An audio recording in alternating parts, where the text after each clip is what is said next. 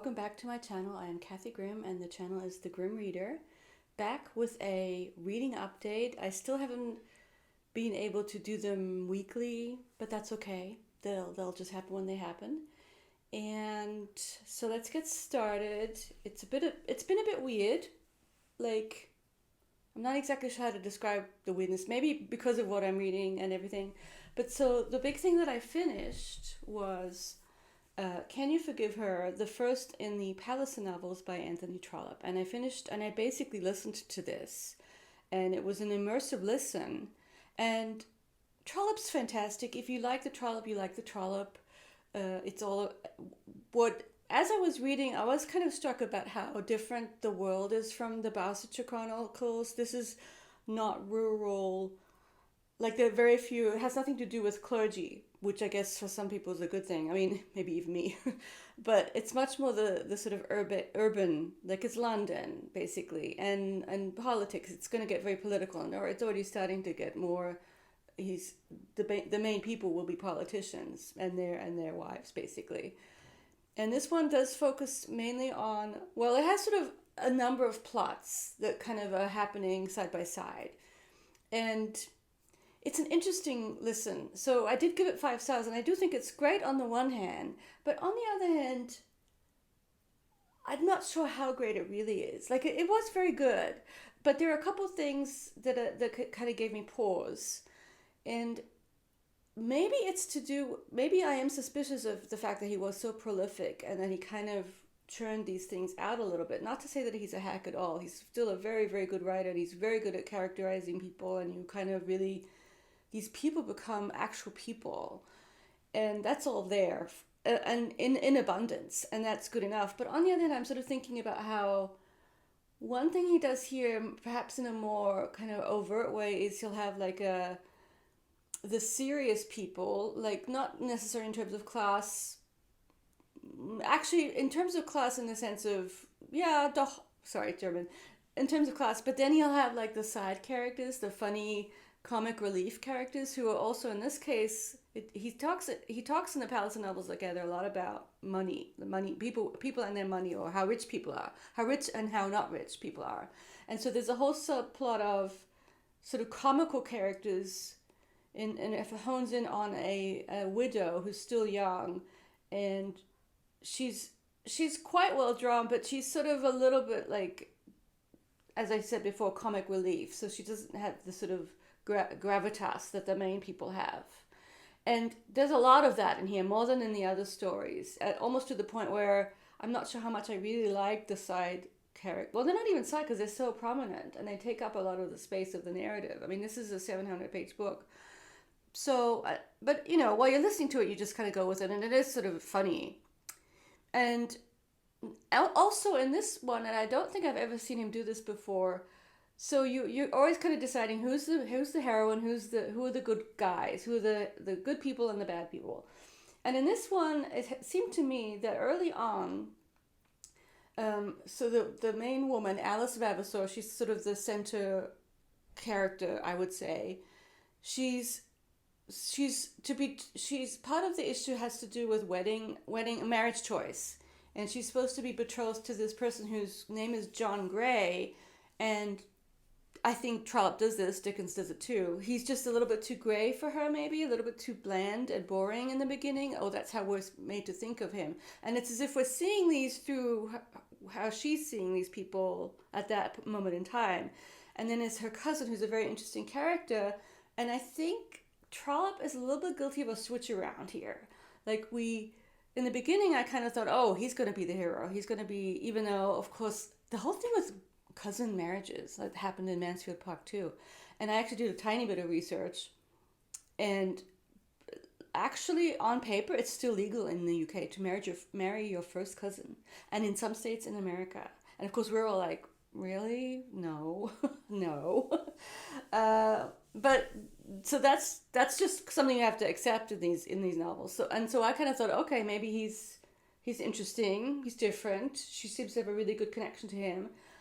But then it all changes, and basically this one character, I mean, he kind of reminded me of Heathcliff in the end, like from Wuthering Heights.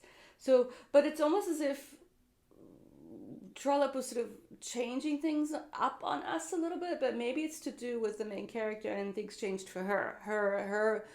Her evaluation of the people changed, and so that's what happened. And I think that's part of the theme of the novel is, for women, it is sort of hard, with the, to this day. I mean, we talk about it actually quite a bit in our fairy tale class, the marriage question and the marriage plot, and for women back then more than now, but still perhaps the seriousness of, well, am I making the right choice here? To spending, we still have this perhaps wrong idea of spending your life with one person for or at least some people question it perhaps, and there's a lot riding on that decision, and we see with her she prevaricates, she's not sure, and I think that's totally valid to this day. I mean, and it's almost as if honed in on her not being sure as opposed to what's really going on with these people, how they really are. It's really kind of her issue. So that's kind of one of the main themes. I mean, it still was really good though. And actually there's another, so there's the comic people kind of surrounding this widow and her post-widow suitors, specifically one guy who's kind of very comic because he's a farmer. He's very well off, but he has like an accent. And the person reading did a really good job of the different cadences and women and men. All just one guy reading it did a great job.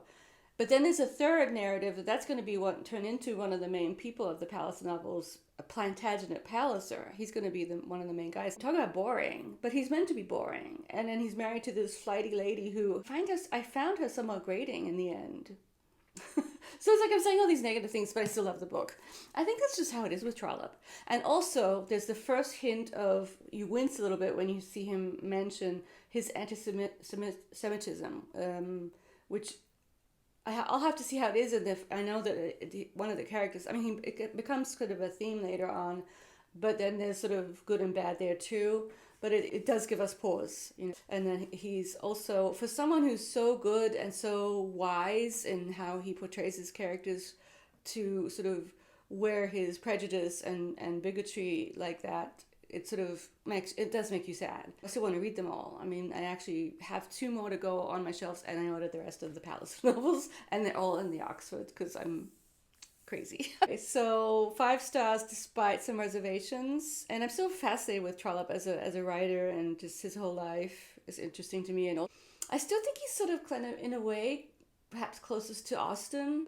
Very good. Have you read it? Are you interested? Let me know. So this one has been Slow Going, my German novel, which I will show you with the little thing that I got, this little tool that I purchased where you have a pen and a ruler on top of your book, and it sort of stays with the book, which is actually really helpful for me, who I am a pen and a ruler type reader. My eyes are such that I actually like reading with a ruler to just go down the pages.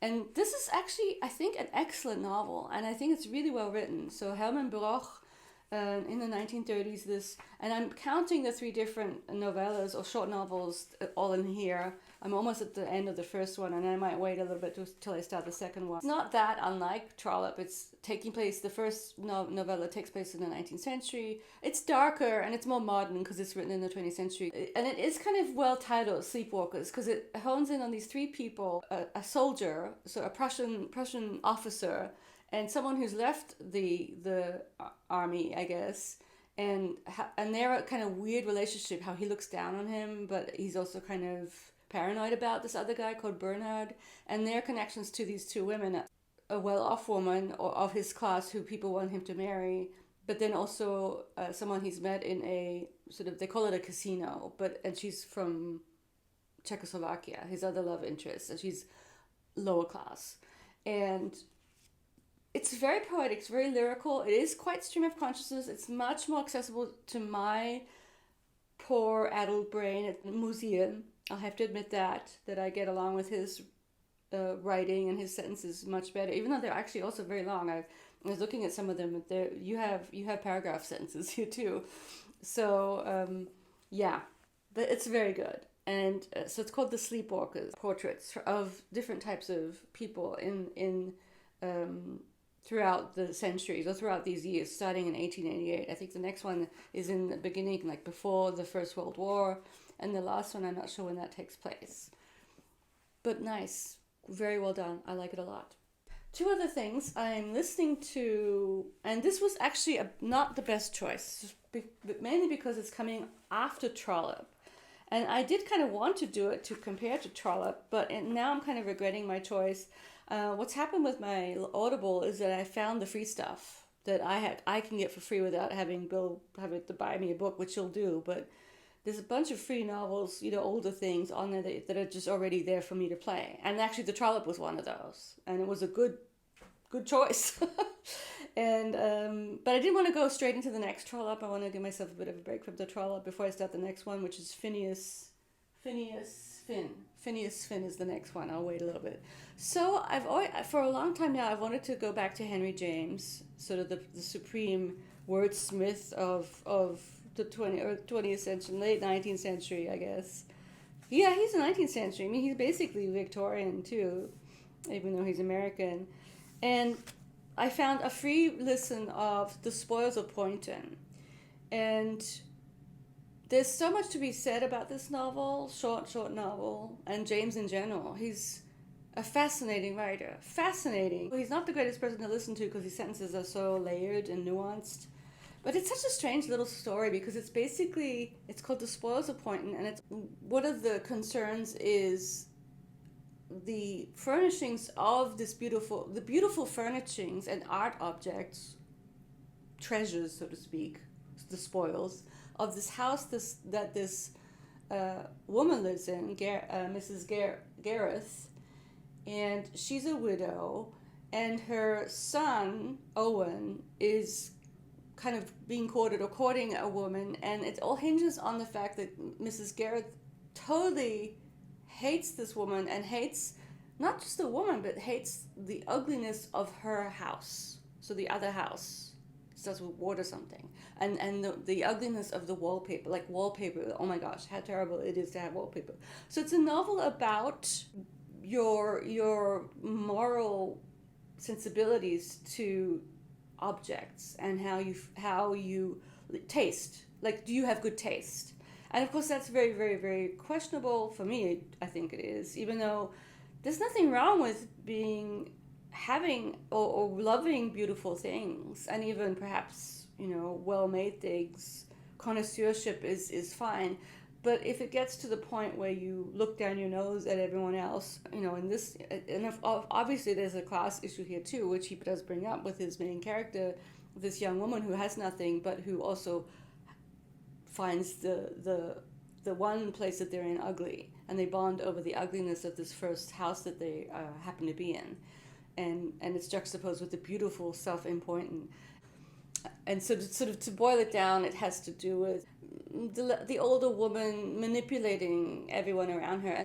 I would say that James is kind of setting her up to be an awful person in terms of being manipulative and mean and cruel and kind of having no emotions, like no feelings of love towards her son. She loves her house, the stuff in her house. That's the only thing she cares about. And of course that's obviously problematic. People trump things all the time. And so, but he still does a good job playing with this idea of how people feel about furnishings. And of course, because it sort of takes place in the late 19th century or 19th century, I guess, the things are very different from now. But I guess, there are a lot of people who do set great store in the beauty of their surroundings. And I like to look at that sometimes on the Instagram. I follow some people. I don't really care about well-made things, or even, as long as it looks okay and I have my books and my stationery, I just don't care about anything else really that much. And I think that's good because, it means I don't... I don't need expensive things. Although I do, these books aren't cheap, but, they're not, but the shelves they're on at IKEA, and that's fine. I don't care.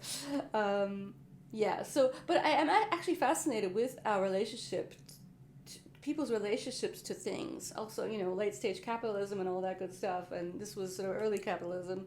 So the sort of sociological underpinnings of all of this is fascinating to me. It's really, really good. But the reason why it's just too similar and too sort of this rarefied atmosphere of these rich people talking about their things, it's just not great after Trollope. I needed something that's just more different. But it's so short that I'm going to stick it out. The reader she's okay, Maureen O'Brien, but she's kind of overly emoting a little bit. I think if I were reading it on my own, it would be more like a less, one notch down in terms of how she reads. It's not bad though. So I will continue with this. And so the big new read, oh gosh, it's pushed me into so many rabbit holes of nostalgia. Now this is there's a New York Times article called the best writer you've never heard of, and I have heard of him through my people on just through kind of channels, and this is the Australian writer Gerald Murnane. Very, very interesting person and writer. And so the reason why I'm reading this, and it's a beautiful copy, I love this copy of Border Districts, and this sort of autobiographical, and it's one of his later works. He's in his 80s now. It's his autobiography in terms of memory and things that he's obsessed with, and one of the things he happens to be obsessed with is stained glass and glass in general and windows. So in a way, these bits of glass on here are a good cover for the book. And there's a Twitter read along, which is why I'm reading this. I just took the plunge, and I know I like Murnane. I'd read one story of his last year, a short story about mice, a very strange short story.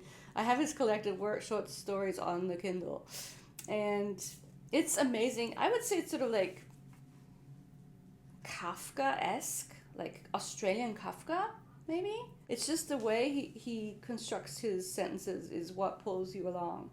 And the memories are interesting. And so the reason why it's kind of pushed me into another fit of nostalgia is, so he's Australian, and we grew up in Australia, and my mother was a writer in Australia. And for a long time, until into the 70s, she was a straight up writer who'd never had much success at all. Like I don't even know about her pre-genre days. She would do a lot of reviewing for newspapers.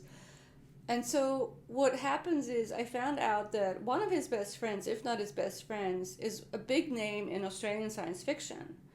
And they were best friends. And so I've kind of found through a commenter actually a website that has archived all of these science fiction fanzines, which she would write for. She was kind of involved in Australian science fiction.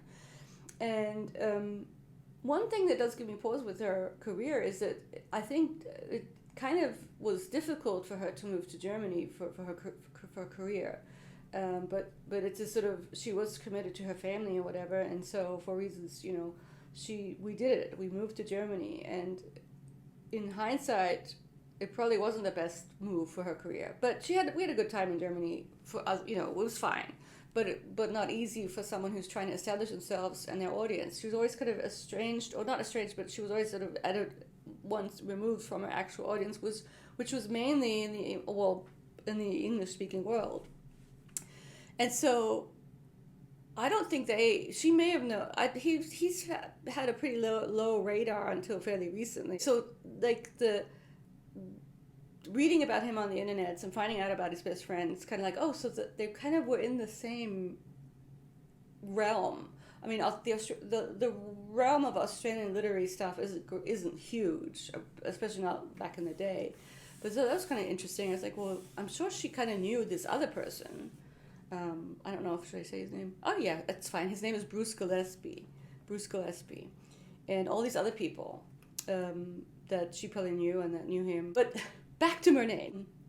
So he's a very strange person, and if you find out about, that's I shouldn't say it that way. He's not strange. He's strange in the sense that he's completely normal, and that he prides himself on being extremely normcore, and he serves beer in a pub. He sort of prides himself on being an anti-intellectual. I mean, he's obviously very, very smart, very bright. He's has this way of, he's mainly interested in his own thoughts and in his own mind, and and that's always going to put you in this kind of difficult position vis-a-vis your environments, but it means he's always observing his environment, I think. And so he's a writer, and maybe he's a writer's writer, and but he's become a kind of cult figure, this person who works in a bar, in a golf course, plays golf. He's obsessed with horse racing. Now the cultural position of horse racing in Australia looms very large, or it used to. The Melbourne Cup, big deal.